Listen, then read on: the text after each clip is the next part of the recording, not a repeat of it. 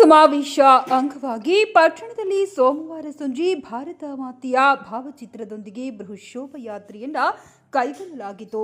ಸಮಾವೇಶದ ಅಧ್ಯಕ್ಷತೆ doctor GM Someshwara, ಶಾಸಕರಾದ ಕೆ ನೇಮಿರಾಜ್ ನಾಯ್ಕ್, ಕುರಿ ಶಿವ ಮೂತ್ರು, ಮಜಗಿ ನಾಗರಾಜ್, ಸಿಡಿ ಯಲ್ಲಪ್ಪ, ಸಿಎ ಗಾಳೆಪ್ಪ ಮುಂತಾದವರು ಉಪಸ್ಥಿತರಿದ್ದರು. ಒಬ್ಬ ಮಹಾನ್ ರಾಜನ ಕಥೆಯು ನನಗೆ ಯುದ್ಧವನ್ನ ಗೆಲ್ಲುವ ಭರವಸೆಯನ್ನ ಮೂಡಿಸಿತು. ಭಾರತ ಖಂಡದಲ್ಲಿ ಸಿಂಹದಂತೆ ಏಕಾಂಗಿಯಾಗಿ ಮೊಘಲ್ ಉಗ್ರರ ವಿರುದ್ಧ ಹೋರಾಡಿದ ವೀರ ಛತ್ರಪತಿ ಶಿವಾಜಿ ಮಹಾರಾಜರು. ಅವರಂತ ಮಹಾರಾಜರನ್ನ ವಿಯಟ್ನಾಂ ಏನಾದರೂ ಪಡೆದಿದ್ದರೆ ಇವತ್ತು ನಾವು ಪ್ರಪಂಚವನ್ನೇ ಆಳುತ್ತಿದ್ದೆವು.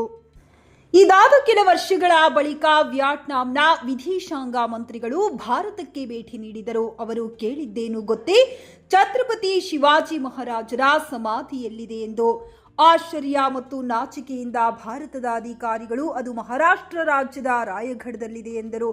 ಅಲ್ಲಿ ಶಿವಾಜಿ ಮಹಾರಾಜರ ಸಮಾಧಿಗೆ ನಮಸ್ಕರಿಸಿ ಸಮಾಧಿಯಿಂದ ಒಂದು ಹಿಡಿ ಮಣ್ಣನ್ನ ಬಾಚಿಕೊಂಡು ತಮ್ಮ ಬ್ಯಾಗಿನೊಳಗೆ ಹಾಕಿಕೊಂಡರು. ಇದಕ್ಕೆ ಉತ್ತರಿಸಿದ ಸಚಿವರು, ಇದೊಬ್ಬ ಮಹಾನ್ ನಾಯಕ, ಧೀರ, ಶೂರ, ಸಾಹಸಿ ಛತ್ರಪತಿ ಶಿವಾಜಿ ಮಹಾರಾಜರು ಹುಟ್ಟಿ ಬೆಳೆದ ಮಣ್ಣು. ಈ ಮಣ್ಣನ್ನು ತೆಗೆದುಕೊಂಡು ಹೋಗಿ ನಮ್ಮ ದೇಶದ ಮಣ್ಣಿನಲ್ಲಿ ಬೆರೆಸುತ್ತೇನೆ. ಆವಾಗ ನಮ್ಮಲ್ಲಿಯೂ ಶಿವಾಜಿ ಮಹಾರಾಜರಂತಹ ಮಹಾನ್ ನಾಯಕರು ಹುಟ್ಟಲಿ ಎಂದರಂತೆ.